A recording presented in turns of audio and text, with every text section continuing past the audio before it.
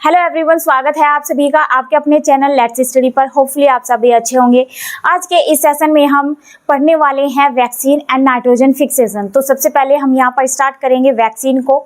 तो चलिए सबसे पहले देखते हैं वैक्सीन को किसने डिस्कवर किया। वैक्सीन को डिस्कवर किया एडवर्ड जेनर ने। वैक्सीन के ये जो वैक्सीन है एडवर्ड जेनर ने जो है इसको क्या किया, डिस्कवर किया है। दूसरा देखिए, वैक्सीनेशन के जो फादर है और इम्यूनोलॉजी के जो फादर है यानी टीकाकरण के जनक और प्रतिरोधकता के जनक भी किसे कहते हैं, एडवर्ड जेनर को कहते हैं। किसे कहते हैं, एडवर्ड जेनर को कहते हैं।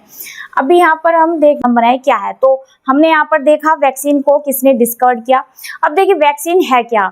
वैक्सीन में हम वो वायरस होता है वैक्सीन में जो हमें डिजीज कोज करता है। अब देखिए वैक्सीन में वो वायरस जो हमें डिजीज कोज करता है, तो देखिए कैसे वायरस में एक विशेष टाइप का प्रोटीन पाया जाता है।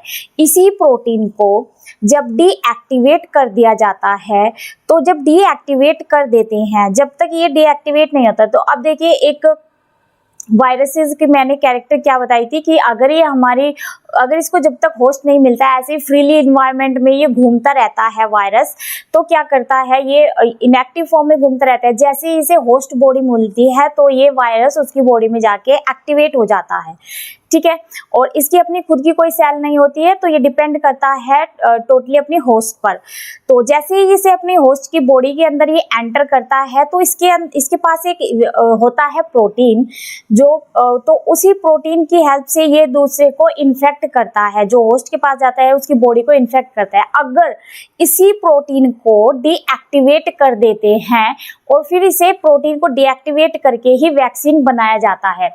तो अब हमें जो वैक्सीन लगाया जा रहा है, जो वायरस के अंदर एक्टिवेट फॉर्म में प्रोटीन होता है उसे डीएक्टिवेट किया जाता है, जो हमें वैक्सीन लगाई जाती है।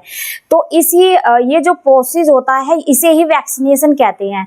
तो टीकाकरण के जरिए यानी वैक्सीनेशन के जरिए जो वैक्सीन जिसमें डीएक्टिवेट फॉर्म में प्रोटीन है, जब ये वैक्सीन यानी ये डीएक्टिवेट वाला वायरस जब हमारी बॉडी को लगाया यानी हमारी बॉडी में लगाया जाता है, तो क्या होता है फिर हमारी ये टी हेल्पर सेल को इफेक्ट करता है। किसे करता है, ये हमारी टी हेल्पर सेल को इफेक्ट करता है। तो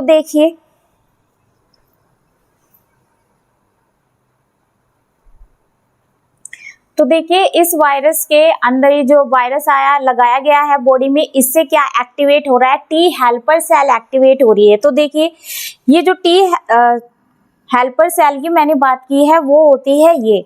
यहाँ पर देखिए मैंने ये जो डायग्राम बनाया है इसमें बीच में है बी लिम्फोसाइट। तो पहले थोड़ा सा हम इसे देखते हैं कि ये बी लिम्फोसाइट क्या है। देखिए मैंने एक लेक्चर लिया था जिसमें मैंने पढ़ाया था 3 सेल के बारे में बताया था ब्लड की।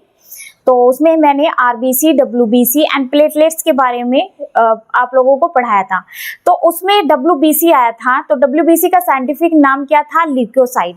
वहाँ पे मैंने फॉर्मल स्ट्रक्चर बताया था। तो डब्ल्यूबीसी के भी 5 टाइप होते हैं, बेसोफिल, न्यूट्रोफिल्स, ये लिम्फोसाइट होता है, इओसिनोफिल होता है। तो डब्ल्यूबीसी के 5 टाइप्स होते हैं। उन 5 टाइप में से ही एक टाइप होता है बी लिम्फोसाइट। वैसे तो होता है लिम्फोसाइट, लिम्फोसाइट के भी फिर 2 टाइप होते हैं, बी लिम्फोसाइट और टी लिम्फोसाइट। तो ये बी लिम्फोसाइट एक तरीके से पार्ट किसका है, लिम्फोसाइट का। लिम्फोसाइट पार्ट किसका है, डब्ल्यूबीसी का। तो देखिए ये जो बी लिम्फोसाइट है ये क्या करता है, जैसे ही वैक्सीन लगाया जाता है किसी ऐसी खतरनाक संक्रामक बीमारी जो नहीं जा रही है, फैल रही है एक पर्सन से दूसरे पर्सन में, एक पैंडेमिक डिजीज के रूप में वो फैल गई है, तो उसके लिए बनाया जाता है वैक्सीन। तो जैसे ही वैक्सीन हमारी बॉडी में लगाया जाता है तो टी हेल्पर सेल यानी ये वाली सेल क्या हो जाती है, एक्टिवेट हो जाती है। इसको एक्टिवेट कौन कर रहा है, ये बी लिम्फोसाइट एक्टिवेट कर रहा है। और सबसे ज्यादा जो मैक्सिमम क्वांटिटी में केमिकल बनाता है वो बनाता है टी हेल्पर सेल। कौन सा केमिकल बनाता है, साइटोकाइनिन। दूसरा डब्ल्यूबीसी का एक और टाइप है साइट। ये जो मोनोसाइट है ये भी केमिकल को बनाता है, लेकिन थोड़ा इसके कंपैरिजन में कम अमाउंट में। तो सबसे ज्यादा वैक्सीन के लगने से कौन एक्टिवेट होता है? टी हेल्पर सेल एक्टिवेट होती है। किसने किया? बी लिम्फोसाइट ने। किसके आने से इसने ये किया? वैक्सीन के लगने से बी लिम्फोसाइट ने टी हेल्पर सेल को एक्टिवेट किया। केमिकल कौन सा यूज किया इसने? साइटोकाइनिन। तो इस तरीके से देखिए, फिर ये जैसे ये हुआ, इसने केमिकल बनाया तो केमिकल ने इफेक्ट प्रेशर डाला इसके ऊपर, तो इसने रिलीज किया free antibody and memory cell को। अब देखते हैं ये फ्री एंटीबॉडी ये कहाँ रहता है? हमारी बॉडी में जो सेल्स होती है तो ब्लड में ये घूमता रहता है एंटीबॉडी। अब देखिए, जो वैक्सीन लगाया जाता है ये एक खतरनाक बीमारी यानी एक संक्रामक बीमारी के लिए वैक्सीन लगाया जाता है।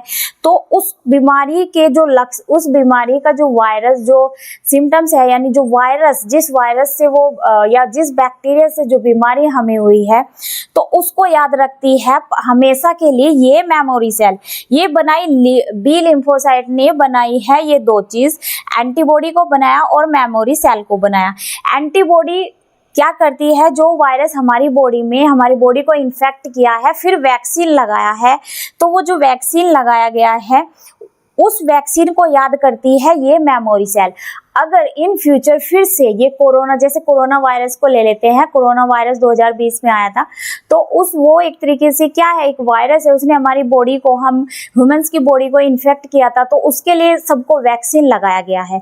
अब वो वैक्सीन उस कोरोना वायरस का हमारी बॉडी में लग चुका है। इन फ्यूचर फिर से कोरोना वायरस आता है तो हमारी बॉडी के अंदर जो ये मेमोरी सेल बन गई है, ये एकदम उस वायरस को पहचान लेगी और उसको बाहर से बाहर ही किल कर देती है। ये हमारी बॉडी को फिर से वो कोरोना वायरस इन्फेक्ट नहीं कर सकता। इसीलिए ये वैक्सीन लगाया जाता है कि इन फ्यूचर फिर से अगर वो वायरस हमारी बॉडी में एंटर करता है तो हम ह्यूमंस की बॉडी को इफेक्ट ना कर सके, तो इसलिए लगाया जाता है वैक्सीन। ठीक है, तो ये हमने यहाँ पर देखा वैक्सीन प्रोसेस को। अब चाहे तो एक, चलिए अब नेक्स्ट टॉपिक यहाँ पर पढ़ने वाले हैं नाइट्रोजन फिक्सेशन। चलिए अब पढ़ेंगे यहाँ पर नाइट्रोजन फिक्सेशन। तो देखिए, सबसे पहले हम देखते हैं ये नाइट्रोजन फिक्सेशन होता क्यों है। देखिए, जब फसल को ग्रो कराया जाता है, एक दो बार फसल ग्रो कराई जाती है, फिर उनकी हार्वेस्टिंग होती है, तो एक दो बार फसल को ग्रो कराने से क्या होता है कि मिट्टी में नाइट्रोजन की कमी हो जाती है।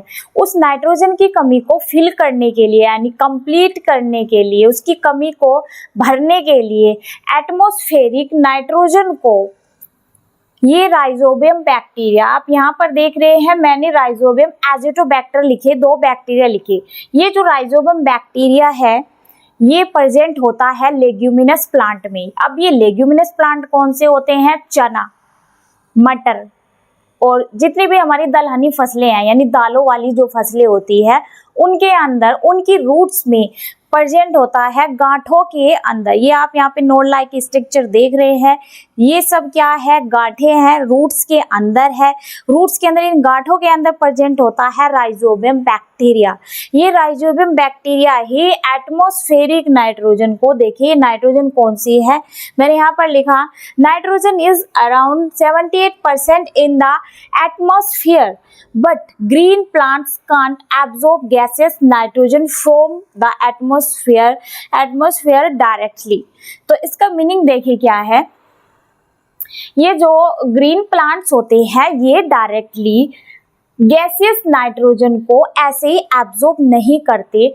तो इस एटमॉस्फेरिक नाइट्रोजन एटमॉस्फेयर में कितनी है? 78% होती है।